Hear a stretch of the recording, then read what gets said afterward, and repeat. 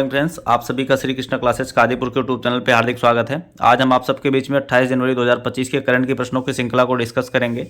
चलिए शुरू करते हैं। सबसे पहले कल के प्रश्नों का क्विक रिवीजन करेंगे, उसके बाद आज के प्रश्नों की श्रृंखला को डिस्कस करते हैं। आप सभी को यदि वीडियो पसंद आता हो तो वीडियो को लाइक करना बिल्कुल ना भूला करिए। चैनल पर नए हैं तो चैनल को सब्सक्राइब करें, और अगर कोई भी कमेंट में शिकायत और सुझाव आप कमेंट में लिख सकते हैं। आइए शुरू करते हैं कल के प्रश्नों का क्विक रिवीजन। हाल ही में अंतर्राष्ट्रीय सीमा शुल्क दिवस कब मनाया गया? तो 26 जनवरी को।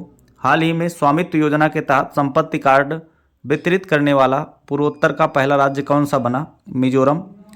हाल ही में ऑस्ट्रेलियन ओपन में पुरुष एकल का खिताब किसने जीता? Jannik Sinner. हाल ही में जारी ब्रांड फाइनेंस 500 2025 की सूची में कौन सा ब्रांड सबसे शीर्ष पर है? इसका जवाब हो जाएगा एप्पल। हाल ही में 27वीं अंतर्राष्ट्रीय ग्लास कांग्रेस 2025 का आयोजन कहाँ किया गया? पश्चिम बंगाल। एडलमैन ट्रस्ट बैरोमीटर 2025 में भारत कौन से स्थान पर है? भारत तीसरे स्थान पर है। अगला प्रश्न है,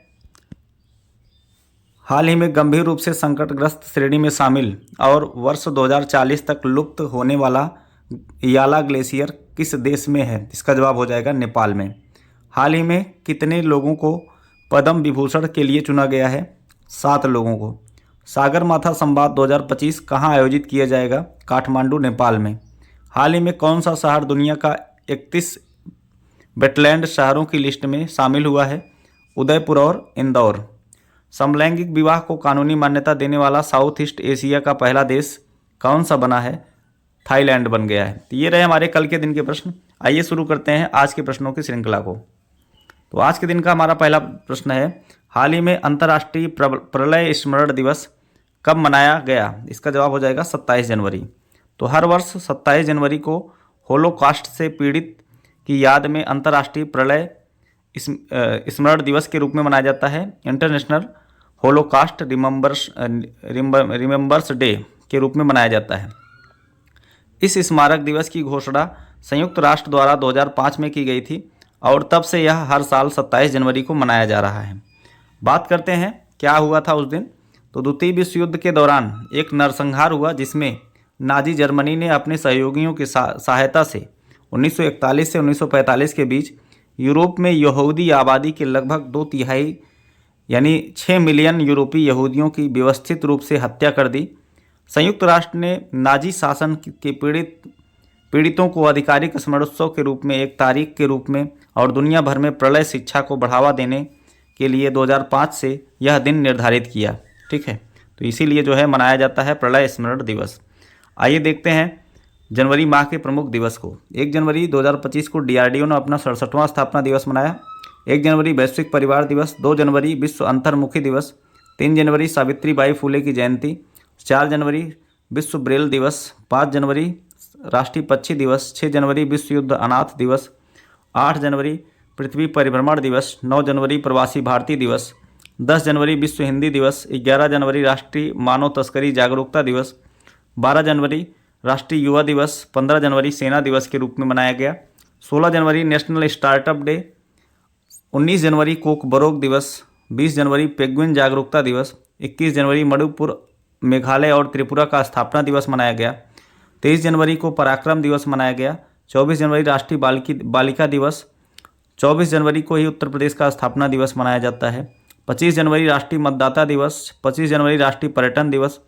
26 जनवरी अंतर्राष्ट्रीय सीमा शुल्क दिवस और 26 जनवरी को ही मनाया गया अंतर्राष्ट्रीय स्वच्छ ऊर्जा दिवस। तो इतने दिवस जो है 2025 में 26 जो है जनवरी माह में आए हुए हैं अभी तक, और भी आएंगे। अभी मैं उसको रिवीजन कराऊंगा आगे चल करके। चलिए देखते हैं अगला प्रश्न। सांभर फेस्टिवल कहाँ मनाया गया? सांभर फेस्टिवल मनाया गया जयपुर में। तो 3 दिवसीय उत्सव होता है यह। 26 जनवरी से शुरू हुआ है और 28 जनवरी तक यह चलेगा। यह भारत की सबसे बड़ी अंतर्देशीय जो झील है सांभर झील, उस पर मनाया जाता है, जो अरावली पर्वतमाला के अवसाद में स्थित है। झील की नमक आपूर्ति 1526 से 1857 तक मुगल राजवंश द्वारा की गई थी। तो यहाँ पर इस झील से नमक बनता था और ये अंतर्देशीय झील है। यहाँ पर कोई जो है महासागर या सागर नहीं है, फिर भी यहाँ का पानी खारा है। बाद में इसका स्वामित्व जयपुर और जोधपुर की रियासतों के पास संयुक्त रूप से था। रामसर साइट इसको दर्जा दिया गया 1990 में। इसको रामसर आर्द्रभूमि में शामिल किया गया है। रामसर कन्वेंशन के तहत अंतर्राष्ट्रीय महत्व की एक आर्द्रभूमि इसको घोषित किया गया है। ठीक है, तो यह स्थित है। ये इस बार फेस्टिवल मनाया गया इसका, सांभर फेस्टिवल जयपुर में, तो जयपुर में भी स्थित ही है। अगला प्रश्न देखते हैं। अगला प्रश्न है, हाल ही में 27 जनवरी 2025 को किस राज्य ने यूसीसी यूनिफॉर्म सिविल कोड यानी समान नागरिक संहिता को लागू किया और स्वतंत्रता के बाद ऐसा करने वाला पहला राज्य बना? तो इसका जवाब हो जाएगा उत्तराखंड। तो 27 जनवरी 2025 को उत्तराखंड ने राज्य में समान नागरिक संहिता को लागू कर दिया है और स्वतंत्रता के बाद ऐसा करने वाला पहला राज्य बन गया है। इसका उद्देश्य लिंग, जाति और धर्म के आधार पर भेदभाव को समाप्त करना है।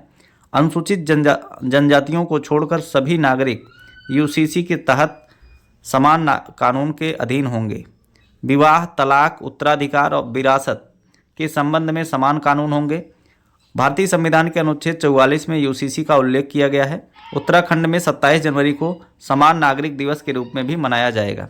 ठीक है, इतना चीज़ें आपको ध्यान में रखना है। आइए देखते हैं अगला प्रश्न। तो उत्तराखंड की बात की जाए तो उत्तराखंड की राजधानी होती है देहरादून, जो कि ठंडी की राजधानी है, और गैरसैंण जो है गर्मी की राजधानी है।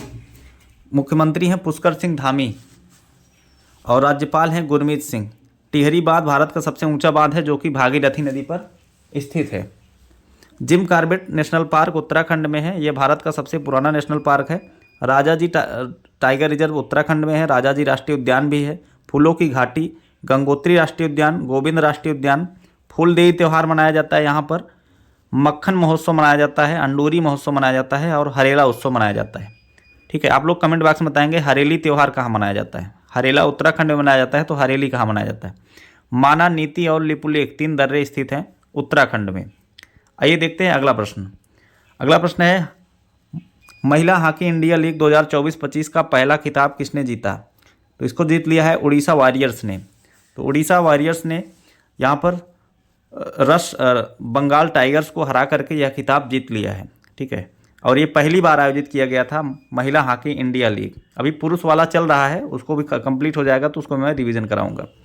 तो यहाँ पर महिला हॉकी इंडिया लीग 12 जनवरी से जो है 12 जनवरी 2025 से 26 जनवरी 2025 तक ये चला, और इसमें जो है इसका आयोजन किया गया जयपाल सिंह स्टेडियम रांची में।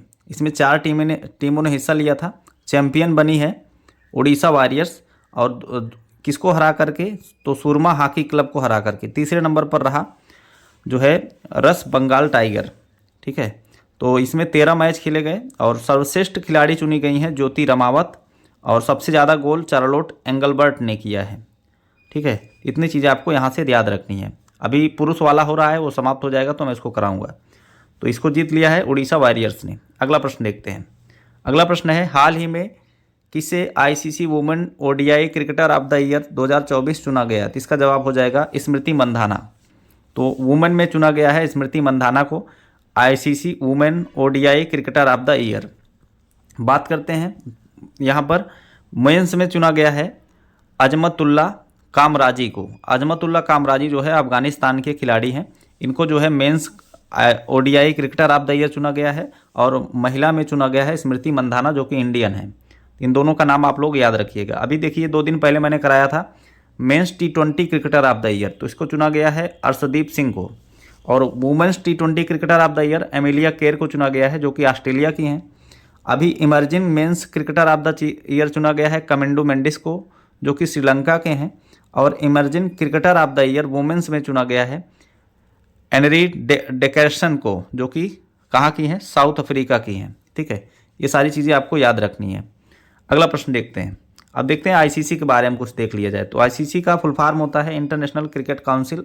इसकी स्थापना 1909 में हुई थी। मुख्यालय इसका दुबई में है। इसके वर्तमान में अध्यक्ष बन गए हैं जय शाह। सीईओ हैं जियो फिलार्डिस। मेंस T20 वर्ल्ड कप इस बार कौन जीता था? तो भारत ने जीता था। वुमेन T20 वर्ल्ड कप इस बार न्यूजीलैंड ने जीता। आईसीसी भ्रष्टाचार निरोधक इकाई के अध्यक्ष बने हैं सुमति धर्मवर्धने। अभी आईसीसी के हॉल ऑफ फेम में शामिल की गई महिला क्रिकेटर बनी है नीतू डेविड, और आईसीसी हॉल ऑफ फेम में शामिल होने वाली पहली भारतीय महिला क्रिकेटर बनी थी डायना अडल जी। ये सभी चीज़ें आपको याद रखनी है। अगला प्रश्न देखते हैं। अगला प्रश्न है, हाल ही में स्टैक आउटस्टैंडिंग सर्विस अवार्ड 2025 में से किसे सम्मानित किया गया? तो यहाँ पर मृत्युंजय महापात्रा को सम्मानित किया गया है स्टैक आउटस्टैंडिंग सर्विस अवार्ड से। तो ये क्या होता है? तो अमेरिकन मौसम विभाग, अमेरिकन मेट्रोलॉजिकल सोसाइटी के द्वारा यह पुरस्कार दिया जाता है। अभी मृत्युंजय महापात्रा को जो है commission for scientist and technology technical activity stack इसको कहा जाता है। तो यहाँ पर के लिए आउटस्टैंडिंग सर्विस अवार्ड 2025 प्रदान किया गया है। मृत्युंजय महापात्रा जो हैं वो भारतीय मौसम विज्ञान विभाग के डायरेक्टर जनरल हैं। तो आईएमडी के डायरेक्टर जनरल हैं मृत्युंजय महापात्रा। अभी इनको सम्मानित किया गया है। यह पुरस्कार मौसम विज्ञान यानी मेट्रोलॉजी के विज्ञान और टेक्नोलॉजी में महत्वपूर्ण योगदान देने वाले व्यक्तियों को दिया जाता है। 2023 में वैश्विक समुदाय के द्वारा मृत्युंजय महापात्रा को विश्व मौसम विज्ञान संगठन का उपाध्यक्ष चुना गया था। ठीक है, और अभी जो है ये आईएमडी के वर्तमान में चेयरमैन है, डायरेक्टर जनरल हैं। आईएमडी का मतलब होता है इंडियन मेट्रोलॉजिकल डिपार्टमेंट। इसकी स्थापना 15 जनवरी 1875 को हुई थी। हेडक्वार्टर इसका नई दिल्ली में है। जब इसकी स्थापना हुई थी इसका हेडक्वार्टर कोलकाता में था। यह पृथ्वी विज्ञान मंत्रालय के अंतर्गत कार्य करता है।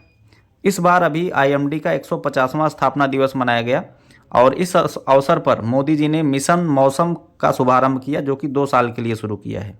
ठीक है, मौसम विज्ञान विभाग अपने 150 साल पूरे होने पर पहली बार गणतंत्र दिवस की झांकी निकाला है। ठीक है, गणतंत्र दिवस के अवसर पर अपनी झांकी निकाला था मौसम विज्ञान विभाग आईएमडी ने। और अभी आईएमडी के डायरेक्टर जनरल को अमेरिकन मौसम विभाग द्वारा स्टैक आउटस्टैंडिंग अवार्ड से सम्मानित किया गया है। आइए देखते हैं अगला प्रश्न। अगला प्रश्न है, हाल ही में इजराइल में भारत का नया राजदूत किसे नियुक्त किया गया? तो जितेंद्र पाल सिंह को नियुक्त किया गया है इजराइल में भारत का नया राजदूत। तो अभी आप लोग बताएंगे कमेंट बॉक्स में इजराइल की राजधानी और मुद्रा क्या है। ठीक है, और वहाँ के प्रेसिडेंट कौन है वर्तमान में। तो इजराइल में भारत का नया राजदूत बना दिया गया है जितेंद्र पाल सिंह। ये इमेज में आप देख सकते हैं। अगला प्रश्न देखते हैं, हाल ही में अंतर्राष्ट्रीय बाजरा महोत्सव का छठा आयोजन कहाँ किया गया है? तो इसका जवाब हो जाएगा बेंगलुरु। तो कर्नाटक की राजधानी बेंगलुरु में अंतर्राष्ट्रीय बाजरा महोत्सव का 6ठा संस्करण आयोजित किया गया। अभी आप कमेंट बॉक्स में बताएंगे कि संयुक्त राष्ट्र संघ ने अंतर्राष्ट्रीय बाजरा वर्ष किस वर्ष को घोषित किया था? ऑप्शन मैं दे रहा हूँ 2023, 2024, 2025, इनमें से कोई नहीं। तो आप लोग कमेंट बॉक्स में बताएंगे अंतर्राष्ट्रीय बाजरा वर्ष यूएन ने किस वर्ष को घोषित किया था। अंतर्राष्ट्रीय बाजरा महोत्सव मनाया गया बेंगलुरु कर्नाटक में। अगला प्रश्न देखते हैं, हाल ही में पहली निजी सेमीकंडक्टर विनिर्माण सुविधा किस राज्य में शुरू हुई? इसका जवाब हो जाएगा आंध्र प्रदेश। तो आंध्र प्रदेश में अभी ये आप देख सकते हैं, सेमीकंडक्टर का मतलब होता है अर्धचालक, जो कि ऑटोमोबाइल सेक्टर में इसका उपयोग ज़्यादा किया जाता है। और यह निजी रूप से, प्राइवेट रूप से जो है भारत में बनना शुरू हो जाएगा। और यह कहाँ पर बनेगा? आंध्र प्रदेश में। तो भारत की पहली निजी सेमीकंडक्टर विनिर्माण सुविधा आंध्र प्रदेश में शुरू की जा रही है। इस सुविधा के लिए 14,000 करोड़ रुपए का निवेश किया जाएगा। यह सिलिकॉन कार्बाइड चिप्स निर्माण सुविधा भारत की पहली निजी सेमीकंडक्टर फैब होगी। ठीक है, तो बात करते हैं, आंध्र प्रदेश की राजधानी होती है अमरावती। यहाँ के मुख्यमंत्री हैं एन चंद्रबाबू नायडू, राज्यपाल हैं सैयद अब्दुल नज़ीर। आंध्र प्रदेश सरकार ने अपनी मंत्रिपरिषद की बैठकों के लिए ई कैबिनेट प्रणाली शुरू किया है। आंध्र प्रदेश सरकार को प्राकृतिक खेती और मानवता के लिए गुलबेकियन पुरस्कार दिया गया है। 19 जनवरी 2024 को वाईएस जगन मोहन रेड्डी ने 125 फुट भीमराव अम्बेडकर की प्रतिमा का अनावरण विजयवाड़ा आंध्र प्रदेश में किया है। 2 दिवसीय राष्ट्रीय स्तर की अमरावती ड्रोन शिखर सम्मेलन 2024 का आयोजन आंध्र प्रदेश की राजधानी अमरावती में हुआ।